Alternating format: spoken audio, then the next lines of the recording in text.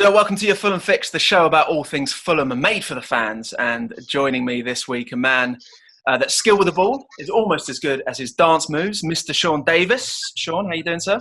I'm good, thanks. How are you? Yeah, not too bad. I'm all right. And the ant to Gentleman Jim's deck, Mr. Jamie Reid. How are you, sir? Very well, Ivan. Very much looking forward to this. No, it's going to be a good one. Joining us as well, a man that has captained our team as a player and promoted our team to the top flight as a manager. He's the best dressed in the game. It's Scott Parker. How you doing? All good, Ivan. Thank you, mate. Thank you very much for joining us. First thing I wanted to ask is, have your paths ever crossed, Sean and Scott, as players at all? Yeah, they have. Yeah, under 21s, England under 21s. Sean kept me out of the team. Is that true? Well, what a bad mistake that was by the gaffer. Yeah, I can't remember any other time, Davo. Can you? No, well, I did get called up for the England squad against Australia, and I was probably one of the only ones to not get on. So No, I think I was with you then as well, mate. it was me, you, and Matty Upson, I think, sitting there watching. I just remember watching Sean for that with that Fulham side. It was an absolute scandal. I think I might have played against it as well, to be fair. And literally, you remember that team no too well. It was just Sahar up top. It was a keep ball. Yeah, that was a decent side. Good side, to be fair. So what I've got here is that there was a moment where you said England versus Australia. Only 4 outfield players didn't get summoned from the bench, and it was yourselves guys, the two of you, Joe Cole and Matt Upson. Oh, wow. Yeah, I don't know whether that was my first call up. I'm not sure. I can't remember. I think Wayne Rooney might have made his debut in that game. That might have been his debut game, if I'm right in thinking. I'm not too sure, but You're not too sure. yeah, me and Sean were getting in the kit that day. Yeah, we were good kitmen that day. To be fair, it was a strange experience. It was quick. It was only 3 or 4 days. It was like odd. We didn't really do much training. Then they done 11v11, and then still standing on the touchline. It was like, what am I doing here, to be honest? But It was in good company. they lost 3-1, so thankfully really didn't get on, so couldn't really associate us with that one. Yeah, you guys kept your distance from that result. Yeah, definitely, yeah. So we mentioned, we've already chatted about this, Sean and Jamie, but it'd be really good, Scott, just to get your thoughts on it, as it's been such a big story for the last week or two. The European Super League, I would say it's divided people, but it really hasn't. It seems to be the consensus has been that it's been absolutely trashed by a number of people. It'd be lovely, as someone that's been a player in the game and a manager as well. What's your take on the European Super League? Yeah, I mean, I think my take's probably like everyone else's, really, and I think we've heard it from everyone how quickly it escalated and then how quickly it was demolished. Probably says everything we need to know about our game, in a sense of how important the fans are and what our game represents to them. The competition of winning and losing, and that competition of always being able to get somewhere or to get into a certain competition or whatever that may be. It was evident more than ever. So yeah, look, morally, I think everything, the moral compass and everything what's come out of it was probably totally wrong. So yeah, I think the biggest thing you can say for everyone out there, if ever there's a moment that you don't value certain aspects of our game, it was there in black and white for everyone to see how powerful that movement happened in sense of fans, demonstration. It was our game hits people where and people have deep passion and deep thoughts for our game, and I think that was evident more than ever this week when obviously it was seen that a certain few wanted to divide away from that and go and chase a pound note, really, that it quickly all came back to where it is. So pleased at the end result, of course.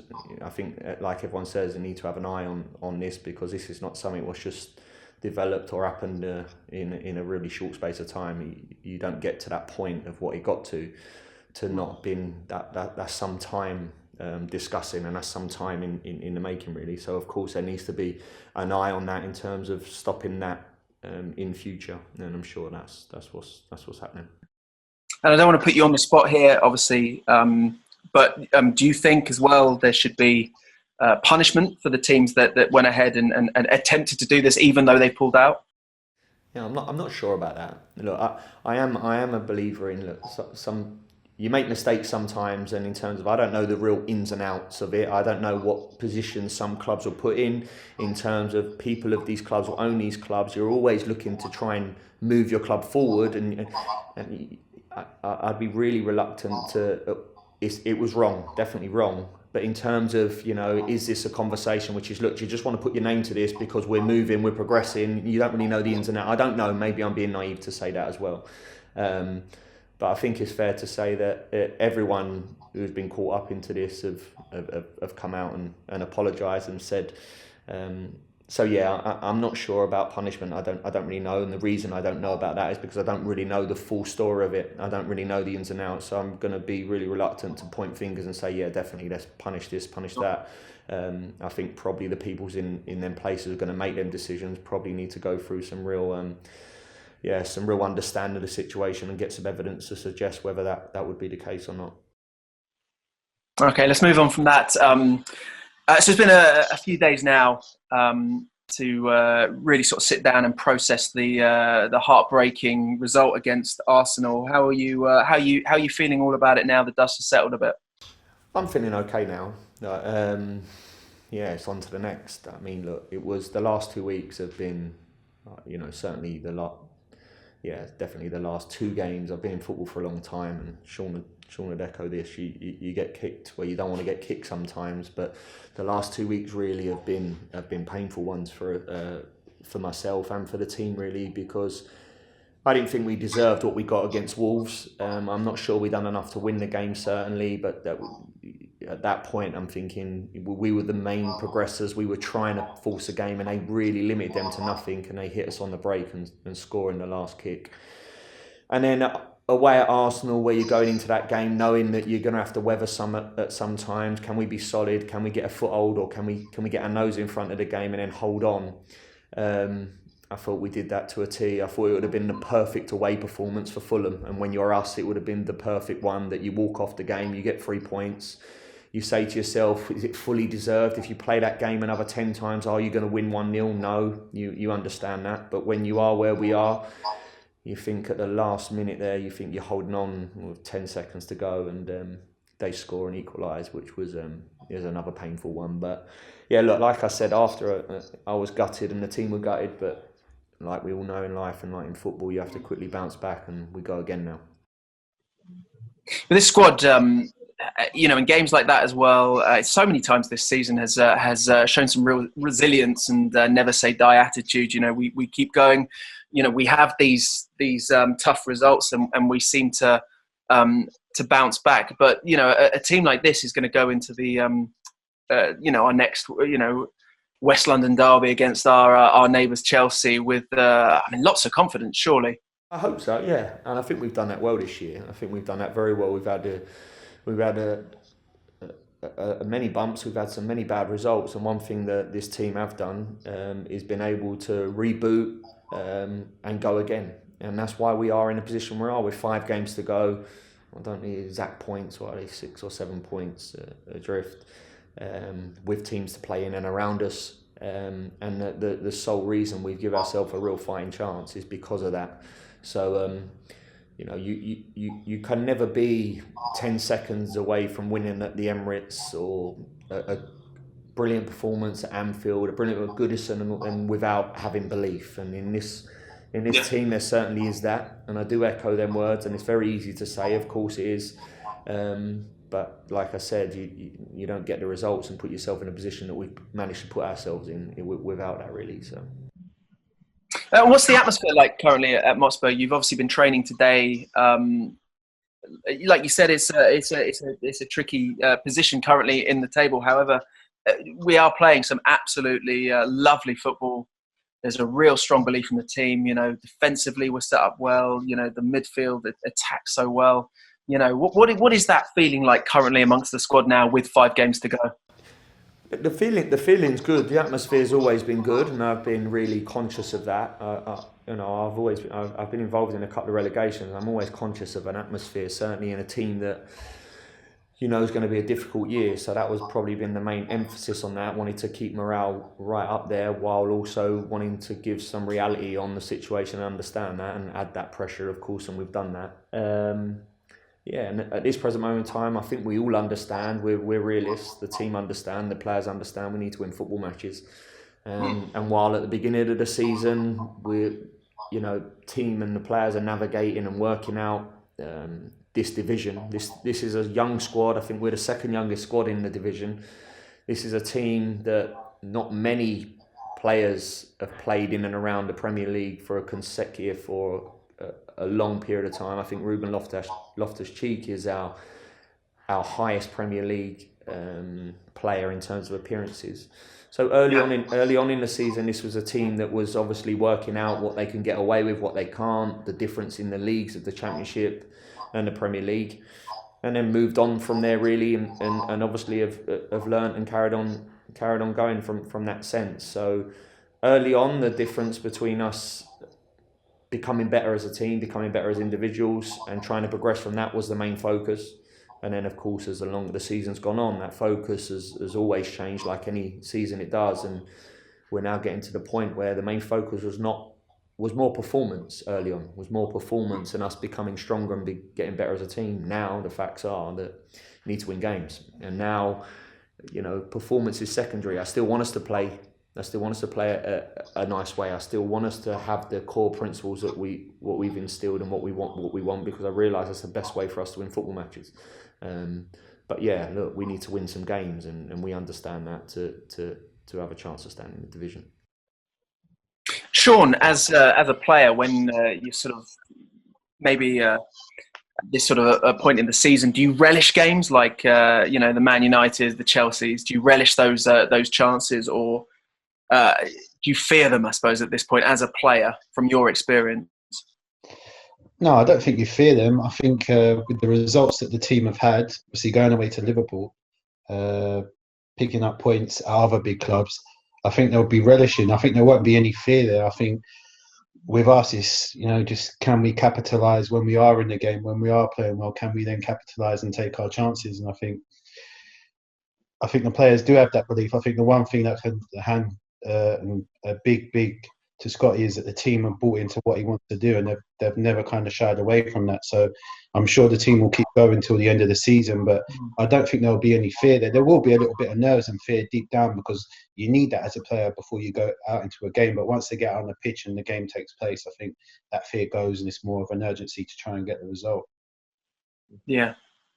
And you sort of you touched on it there, Scott. I want to turn to Jamie here, because obviously you've watched every single game like myself. You've watched the progression of this team. It was a tough start to the season. We brought in some players. Scott, implemented the style he wanted to play and turned us into, let's be honest, a very tough to beat outfit. Absolutely, yeah. I think Scott's done a wonderful job. And the point I would like to make and perhaps pick up on with Scott, Ivan, is that when he first sort of inherited a squad, there was a squad perhaps that was a little bit light on confidence. Taking over from Claudio Ranieri like he did must have been quite tough. But I thought we ended the Premier League season that season very, very well. Scott, of course, then got us back up at the first time of asking, which is very difficult, especially with all the off-field problems. And now we're still well and truly in the fight to hopefully stay in the Premier League. Scott, just spinning it back to when you took over as manager of the club, how difficult was that when you succeeded Claudio, and how pleased were you with the initial sort of impact that you made? It was difficult. It was difficult, Jamie. Not for any one reason or pointing a finger at any manager. We started obviously with Slav, who done an unbelievable job at this football club, and then Claudio as well. But within two managers in the space of one season, and the fact that we couldn't win games and was losing games. A lot of new players into the squad, a lot of loan players. So there was a definite bridge, in terms of the fans. I often said it, the fans and the distance, what I felt from the fans to the team and the football club, it was all just a little bit of a mess, really. So the easiest thing to do at that moment was to try and galvanise a little bit and bring people together. But that was obviously a big ask. And then from being losing a lot and getting relegated as quickly as that happened, we were then expected to go and win the league within the first half of the season by running away with the league in the Championship. And I think we all realised that that was never going to be the case. It's a tough division to go into. So to try and reset the group and try and reset a group that was used to losing a lot of matches to becoming serial winners was a challenge, and that was a mindset and a mentality. And trying to create a culture and an environment which is elite here is what's needed to obviously be successful. And I often say along any journey, any team, you can have highs and you can have lows. And the journey always looks very roller coastery, and I never really want it to look like that. I want it to look like a constant, really, and a constant in terms of the small steps and keep improving. So yeah, and to the point now where this season again has been a challenge. Of course it has. And at the end of this season, when it's all said and done, then you, as always, you need to understand where you've gone wrong, where the mistakes are made, because we're in a fight here.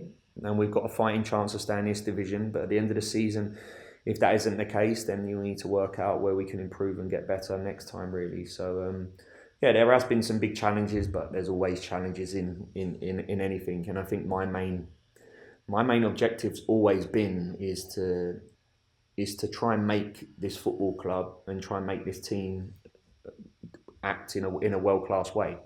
And I realise that if you have big standards, high values, and you regard certain things at the top of the list, then I realise that success follows that, really. So that's been the main driver, really, Jamie, and that will be the constant driver, really. So we'll keep trying to do that. And 100 games as well in charge with the Arsenal game. How does that achievement feel? Obviously not the result we wanted, but a fantastic achievement.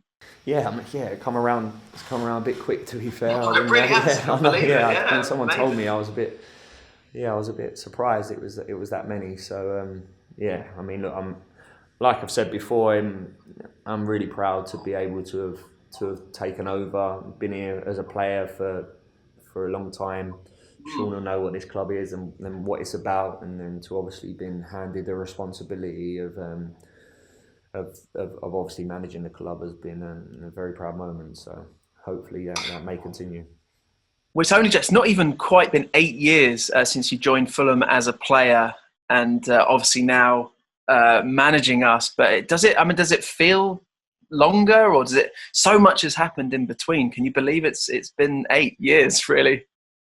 Sometimes it feels longer.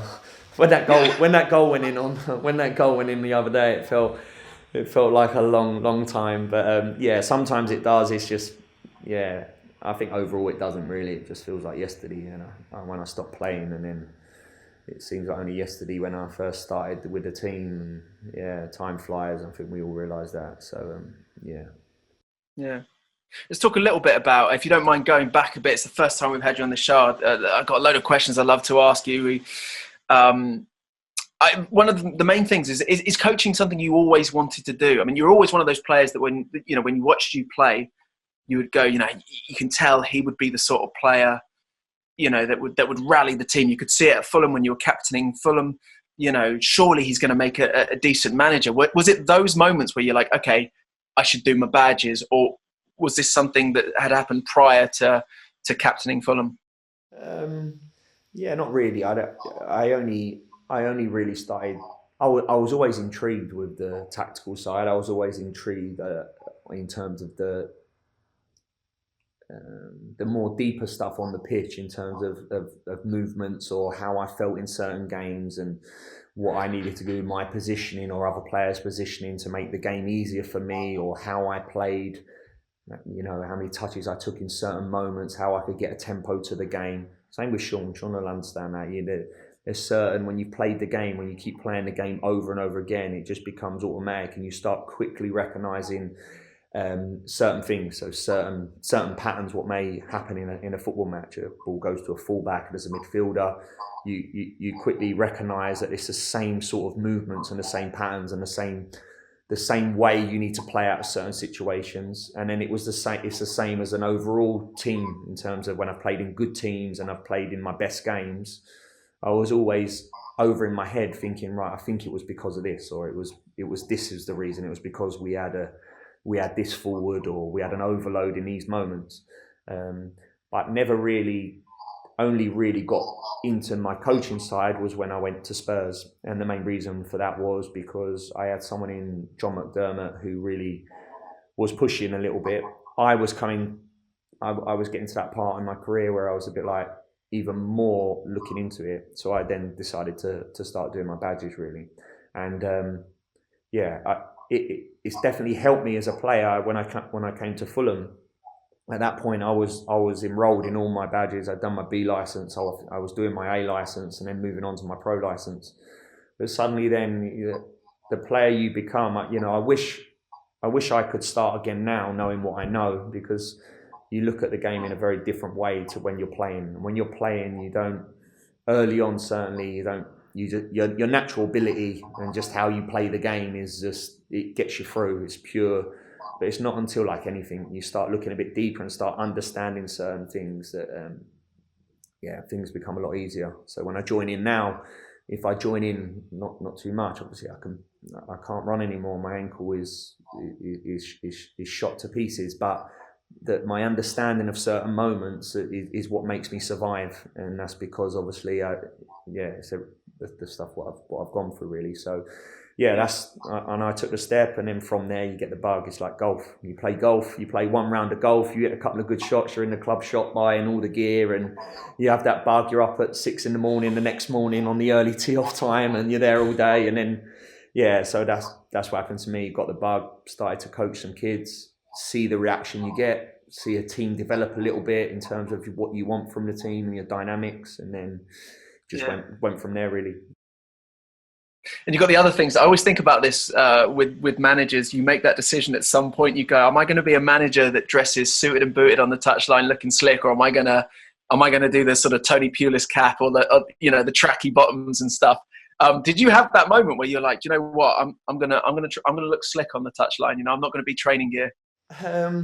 Not really. I suppose I always, when I'm standing on the touchline or whenever I'm at work, I'm representing the football club and I'm representing the team and everything what comes with that really. So that's the reason with it. It's more that I know there's a bit of a thing with it, but it's just that's exactly how it is really. No, it's cool. Sean, were you ever tempted to do coaching badges or anything like that? Were you ever interested in that side of the game? A little bit, yeah. I did a little bit of coaching when I first stopped for Fulham, but it was the under-8s. But I didn't see myself, or actually I didn't really get pushed on, or I didn't really see myself as a coach.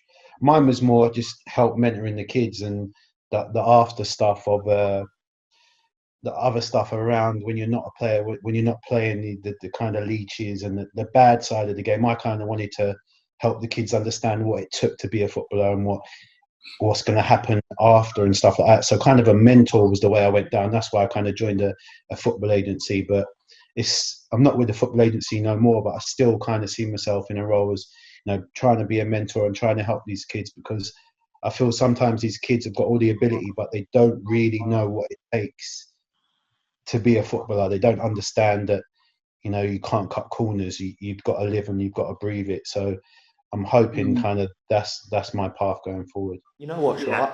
I think that is just so important now. I don't know, and Sean's exactly right. Like it's not even the kid. It's even like first team. It's even professionals now as well. But you're right. It's difficult. It's hard, and I know it is very cliche, and everyone sees all these motivational videos, and certainly now with what social media brings for these young players and what they're surrounded by. I think we live in a world where everything can be dressed up in terms of not really knowing the full substance behind anything, and you can quickly be fooled into thinking that someone's got something or someone's got somewhere because of this. But the facts are, like Sean just said, that there is nothing other than hard work, and the reality of eat, sleep, and drinking it is what gets you there really. And it is vitally important. That's a large part of what I have to do. And as much as there's a tactical element, exactly what Sean's talking about there is that element as well, that element of understanding that it's not easy. It's not easy. Like this season was never going to be easy for us. It's never ever going to be easy. And understand what we're going to need to put in, understand what we're going to need to sacrifice to to be successful. The same as last year. Same as last year as well. What we needed to do and what we're going to need to sacrifice to be successful is vitally important for everyone to understand, really. When you were go back to when you were offered the job at Fulham as interim manager. I don't know if you remember this at all. I was actually at Motspur Park the day that you were offered, and I wonder what your memory of that time is, because your car was outside our office and we were looking outside, and you went, before you sort of gave a response, you went and sat in your car for what I think felt like to all of us sort of in Fulham for like an hour and a half, 2 hours. And you went from, I think, chatting on the phone to certain people and then just playing music for about an hour and a half, 2 hours. Do you remember that moment? Yeah, I mean, I'm a bit strange like that, to be honest with you. You speak to any of the players, I constantly just walk around with a speaker listening to music. So it's a bit strange. I do remember that. I remember that because I remember taking over, and it was very, very difficult. It was very, very difficult. And I remember my first, I don't know what it was, 4 games or 5 games were against, it was some tough games. And then I had 10 games, and all I was thinking, I need to try and get a result here, Scotty. You need to try and, we need to try and pull out something and get a result to give yourself a chance. And so there was a lot of worry. There was a lot of desperation to do well for the people who would give me the responsibility, and for us just to try and galvanise something back. I felt really responsible for that, really. And then I suppose in the end, when I went from that moment to getting the job as well was a big moment. So realised the next challenge and what that brought, really. So regarding the music, Ivan, you'll be familiar with, or anyone will be familiar, whoever they're close to me, there's often a little bit of music coming out of a speaker from somewhere, and the more stressful it gets and the closer it gets to a game and stuff like that, the louder the music gets. Yeah, I can imagine. Scotty, how hard was it being a player with those players in the dressing room and then becoming a manager? Because I always kind of trying to wrap my around, you play with these players, you have a laugh and a joke, but then you've got to be the guy who actually says if you're playing or not. How difficult was that first transition? You know what? It wasn't too bad, and I think the reason it wasn't is because I left. Obviously the season that I left and I went to Spurs. There was a bit, when I was here as a player anyway, as much as I was a senior player really, so I always had that divide a little bit between the lads, but it wasn't that difficult. And I think because I left, I then came back as a coach, and I've always been pretty straight down the line. As much as, of course, when you're a player, you are more close and more attached to people. It was a job to do at the end of it, and the players knew that, and I always stick to that motto, just honesty. I'm always very honest. I'm very upfront with people and players, even if they are close. It is work, and we all have a job to do, and what their job is to perform for this football club. What my job is to do is to make some decisions, tough decisions, but them decisions are just purely made on us trying to be successful. So it wasn't too hard in that. I think it would have been more difficult if I was still here from a player and had to transition, but I think because I went away a little bit and then came back as a coach, I think that's how the players see me, really. Scott, picking up on that, one point that I'd like to make on that, when you put your coaching staff together, I mean, when did you first think to yourself, you obviously had that great upbringing with John at Tottenham, you've mentioned him, I know he was a key point in the way you've gone on to coach, but when you put a coaching staff together, it's difficult, isn't it? Because you want to make sure you make all the right appointments. What first made you select the likes of Matt, Rob, Birch? Why did you decide to go for those guys? What was the thought process? First and foremost was a real, of course, their quality. I see their quality, but the one thing I needed to, and this was something what I thought about for a long, long time in my courses. Whenever I was thinking about establishing a coaching staff, the one thing I want is a brutal honesty about them. People are very loyal, people that are honest and give me some clean feedback, and we're all on the same page. When we've not been good enough, then we ain't been good enough, and this is what we need to do. And to get them people and to get the right team, it did take time, and there was a blessing in that sense. In terms of when I left Fulham, I did want to stay, and there was a part of me who wanted to stay, and there was an opportunity to, but I felt the best place for me to go was Spurs.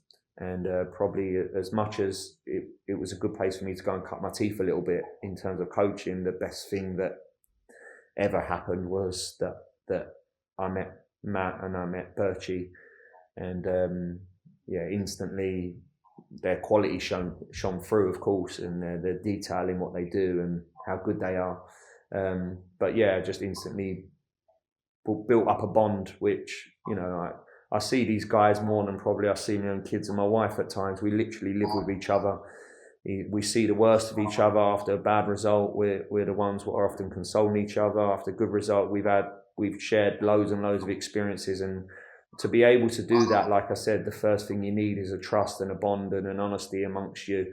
And I feel like we've got that with Ali and Stu as well. They were another two that the same. I have the same feelings for and the same hold in the same regard. And you'd expect me to say it, but the team of people that I have around me are quality people. They're quality people.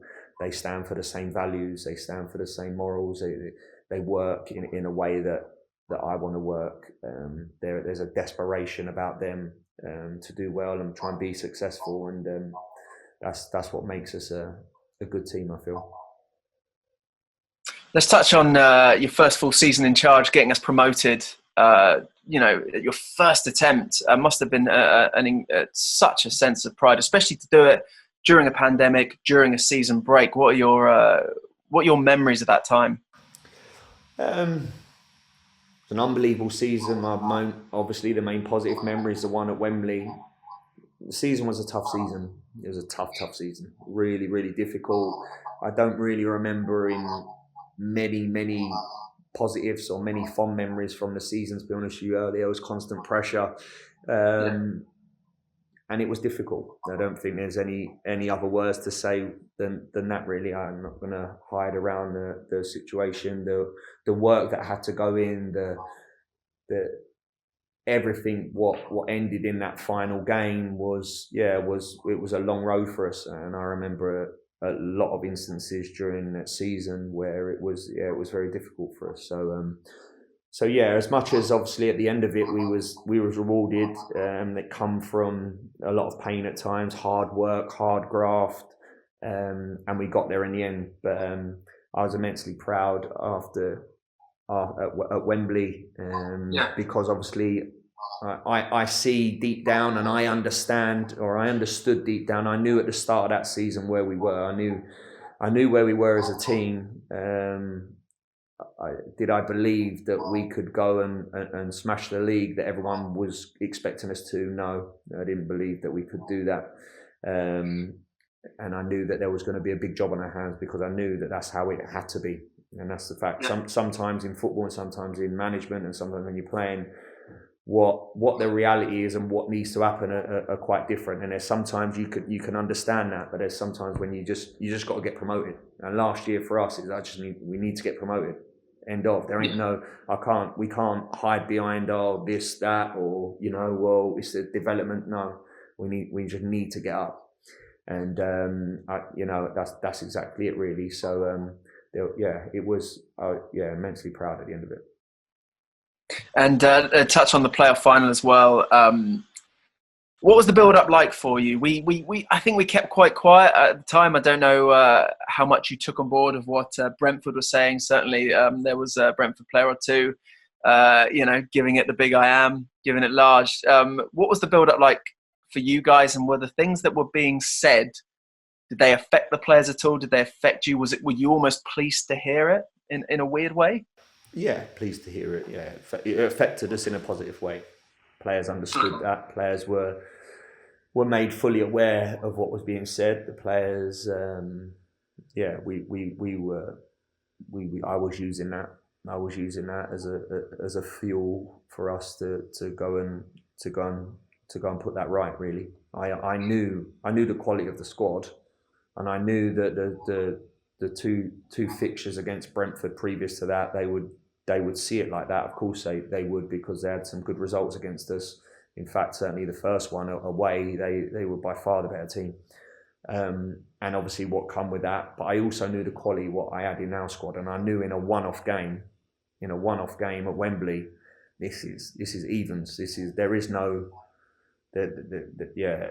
everything else what's gone has gone really. So like I said, we used that as best we could, as well as obviously working very, very hard in terms of a tactical plan and the team understanding what's going to be needed and what we're going to need it to be done.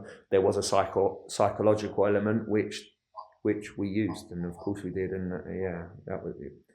Pleased to get there in the end, really. Oh, it was incredible, and obviously massive celebrations at the final whistle. When you were interviewed after the game, you spoke with a lot of gratitude about your family. How much of a grounding has your family been through your entire experience as a manager and managing Fulham, but also maybe as a player? How important are they to you? Yeah, they are, because they're the ones what often see the bad. They're the ones what often, when you're driving home after a last minute equaliser, or you're having a bit of a bad time, you can never front it up like that in front of the team. I'm constantly, and my staff, we're the ones what constantly come with that. So the support that you often, what I certainly get from the people closest to me, is the reason that I can come into work every day and bring the best I can bring, be upbeat, be positive, and they're the driving force behind that, really. So that last game was exactly that.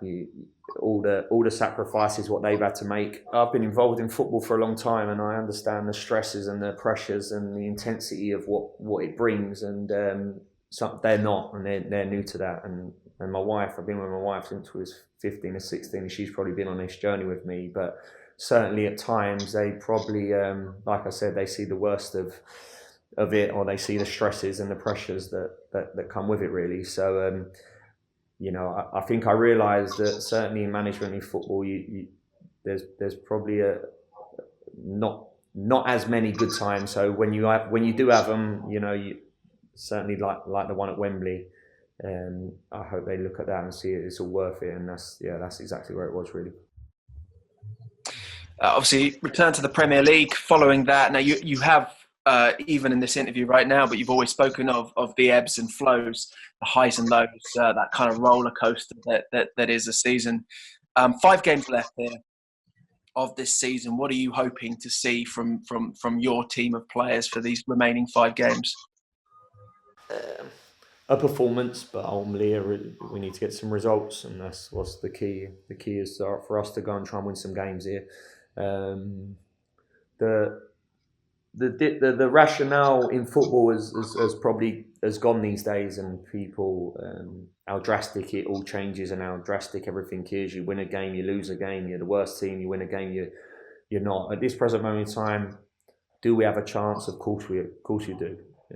Is that chance slimmer than what it was only a few months ago or a few games ago? Yeah, it is. Why? Because games are running out. We didn't manage to hold on against Arsenal or stuff like that. But that's the predicament we're in. But in saying that, we was 10 seconds away from getting a result at Arsenal, and we would be sitting here and everyone would be, we can really, really do this. Before Wolves, when we lost, it was the other side of it.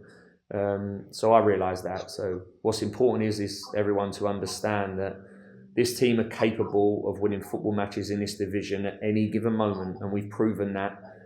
So do I believe that we can get a result against Chelsea? Yes. And why would I think any different? I understand the challenges, and the team understand it, and we understand that it's going to be a very tough day, but we can get a result. After that, can we beat Burnley? Can we beat Southampton? Can we beat United? Can we beat Newcastle? These are all possibilities. So until this league is said and done, and until the curtain's down on us, and we're having a conversation that we haven't been successful, until that actually happens, then of course we can. 1,000,000% we can, and that's the main driver, and that's where we will be until the end of the season. Hopefully, on the right side of it. One last question for you, Scott. Really appreciate you joining us on the Fulham Fix. Obviously, you grew up in Charlton, legend at West Ham and loved at Spurs. Having gone through now what you've gone through with Fulham as a player, now as a manager, describe to us your association with the club and what it means to you. It means everything. To think I joined here as a player and played a long part and a number of years, and then to think that in that period of time I left for a year and came back, and I'm now in a position where I'm managing a football club is very, very proud. It's a football club that will hold dear, and I've been at a few. I think it's well documented. And in football, obviously, I'm always a type that whoever I play for, there is no alliances. I give absolutely everything who I play for, but certainly the Fulham and what Fulham have meant to me in my in the 8 or 7 years or whatever it is now means everything. So Dying ambition is constantly for us to try and be successful, not just on the pitch, off the pitch. Dying ambition is to create and act in a way that everyone is proud of this football club in many different ways. And sometimes a win or a loss I get is judged more in some people's eyes, but for me there's a lot it's a lot deeper than that, and hopefully we can keep doing it. Good answer. Well, listen, Scott, best of luck for the rest of the season and beyond. It's been a pleasure chatting to you. Thanks a lot. Yeah, and like I said, best of luck with the rest of the season. We'll be back soon. Thanks again to Sean, Jamie, and of course Scott Parker, the gaffer. Stay safe. Up the Fulham.